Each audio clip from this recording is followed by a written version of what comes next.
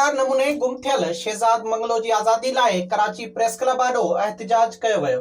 गुलशन अदीद phase 2 में पुरस्कार नमूने गुम थियल शहजाद मंगलो जी आज़ादी लाइ संदसि वारसनि ऐं सियासी समाजी अॻवाननि पारां कराची प्रेस क्लब आॾो ताज जोयो, सोरठ लोहार, शहजाद मंगलो जी घरवारी महविश, पीओ शेर मोहम्मद ऐं ॿियनि जी अॻवानीअ में एहतिजाजी मुज़ाहिरो कयो वियो। उन मौक़े ते शहजाद जे वारसनि जो चवणु हो त शहजाद जी कंहिंसां बि दुश्मनी नाहे। उनखे कंहिं अणॼातल नंबर तां कॉल आई जंहिंसां ॻाल्हाईंदे हू घर खां ॿाहिरि निकिरी वियो ऐं पोइ घर नाहे मोटियो। मुझे मुझसे लापता थी है जो मुझसे बड़ी गुजरी आन मुझे डिमांड ये मुझे मुझ जिथे भी हैं जिथे केड़े हाल में उन्हें के जल्द से जल्द आजाद करायो वने।